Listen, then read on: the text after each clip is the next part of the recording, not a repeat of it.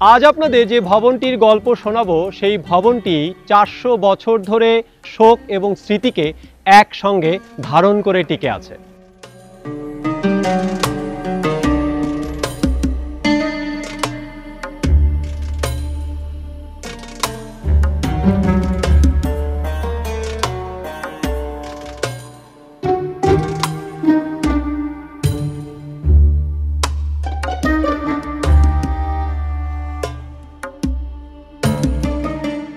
মুঘল সম্রাট শাহজাহানের আমলে এই দালানটি নির্মিত হয়েছিল।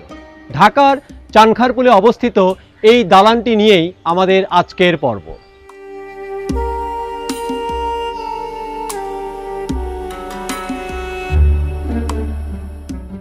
দর্শক সবাইকে স্বাগতম প্রথমআলো.com এবং ইউনিভার্সিটি অব স্কলার্সের সহযোগিতায় ঐতিহ্যবাহী নিদর্শনের জানা অজানা গল্প নিয়ে বিশেষ আয়োজন স্কলার্স ঐতিহ্যের বাংলাদেশে।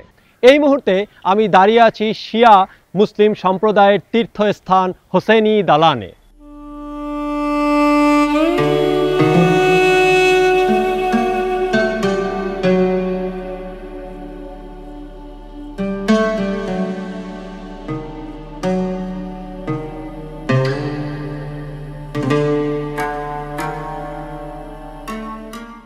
দর্শক পর্বটি মনোযোগ দিয়ে দেখবেন, কারণ এই পর্বের শেষে রয়েছে একটি প্রশ্ন, আর ওই প্রশ্নের সঠিক উত্তরদাতাদের মধ্যে 3 জনকে দেয়া হবে আকর্ষণীয় পুরস্কার।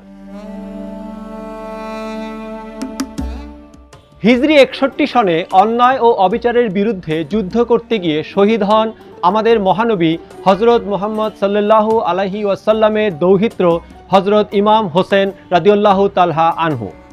তার শোককে বুকে ধারণ করে সারা বিশ্বের মুসলমানরা আশুরা পালন করেন। হজরত ইমাম হোসেন রাদিয়াল্লাহু তাআলা আনহুর স্মরণেই 17 শতকে নির্মিত হয়েছিল এই হোসেনি দালান। হোসেনি দালান ভবনটি ইমামবাড়া নামেও পরিচিত। এই জায়গাটি শিয়া মুসলিম সম্প্রদায়ের কবরস্থান হিসেবে ব্যবহৃত হয়। একই সঙ্গে এই সম্প্রদায়ের ধর্মীয় উৎসব মহররমের তীর্থস্থানও এটি।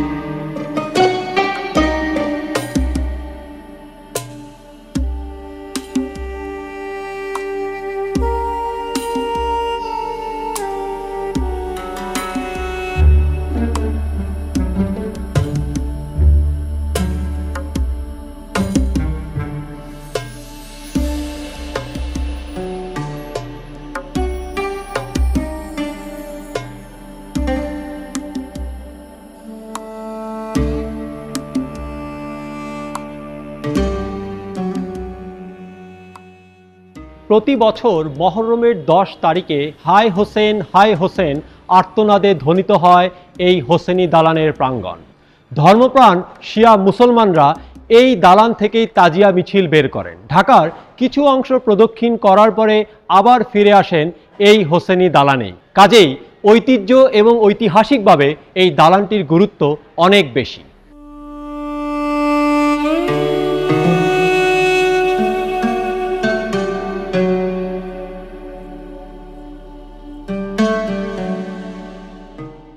হোসেনি দালানের খচিত প্রাচীন শিলালিপি থেকে জানা যায় শাহ সুজার সুবেদারির সময় তার এক নৌ সেনাপতি মীর মুরাদ এটি নির্মাণ করেন।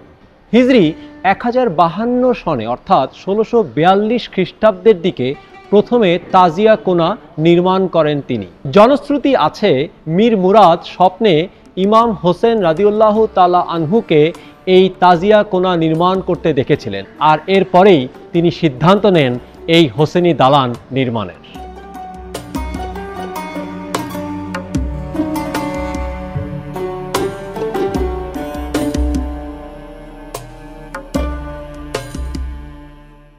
1832 সাল পর্যন্ত এই আদি স্থাপনাটি টিকেছিল। এরপর বিভিন্ন সময়ে বিভিন্ন ব্যক্তির উদ্যোগে এই দালানটির পরিবর্ধন এবং সংস্কার করা হয়।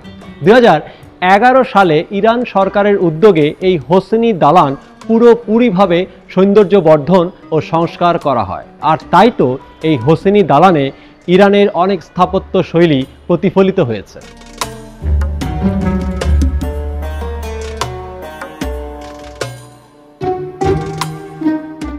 দালানটির রং সাদা আর বাইরের দিকে আছে সুন্দর নীল রঙের ক্যালিগ্রাফির কাজ, ভেতরেও রয়েছে অসংখ্য কারুশিল্প। আর এই দালানটি একটি উঁচু স্থানে নির্মিত বলে অনেক দূর থেকেও দেখা যায় এই হোসেনি দালানকে।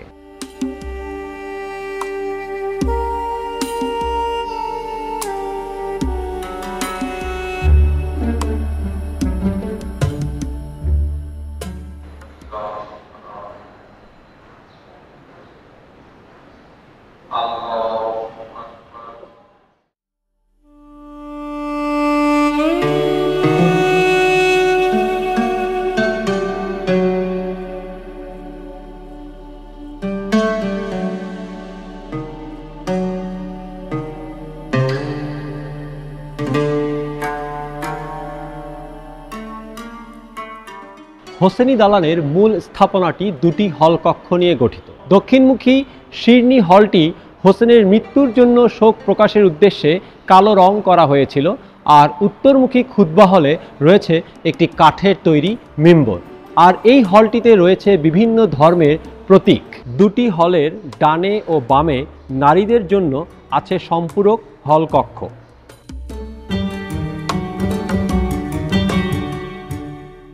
দক্ষিণ দিকের সম্মুখভাগের দু প্রান্তে দুটি তিনতলা বহুভুজ ফাঁপা বুরুজ রয়েছে। বুরুজগুলির শীর্ষে রয়েছে গম্বুজ।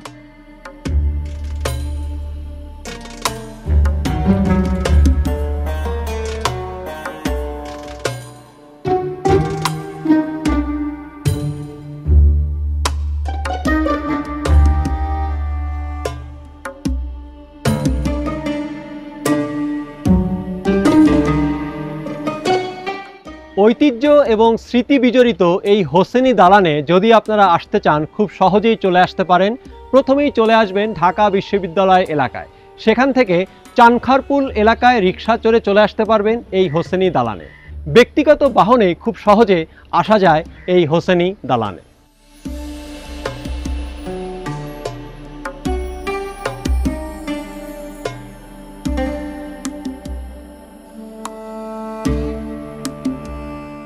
চলুন একটু কথা বলে আসি ধর্মপ্রাণ শিয়া মুসলিমদের সাথে। হোসেনি দালান ইমামবাড়া বাংলাদেশের একটা ঐতিহ্য। মরহুম আসলে সবাই একসাথে শোক পালন করি, সব ধর্মের লোক এখানে আসে। হুজুর পাক সাল্লাল্লাহু আলাইহি ওয়াসাল্লাম ইরশাদ করেছেন, হুসাইন মিন্নি ওয়া আনা মিনাল হুসাইন, হুসাইন আমা হতে আমি হুসাইন হতে। বুখারী শরীফের স্পষ্ট হাদিস। আহলে বায়াতের প্রেম ব্যতীত, আহলে বায়াতের রাসূল আলে রাসূলের মহব্বত ব্যতীত কোনো ইবাদত, কোনো বন্দেগী আল্লাহ রাব্বুল আলামিনের দরবারে গ্রহণীয় না। সেই ভালোবাসার বহিঃপ্রকাশ করার জন্য আমরা যারা সুন্নি মাযহাবের আছে, যারা আহলে বায়াতকে মানি, রাসূল আলে রাসূলকে মানি, তারা এখানে এসে থাকি।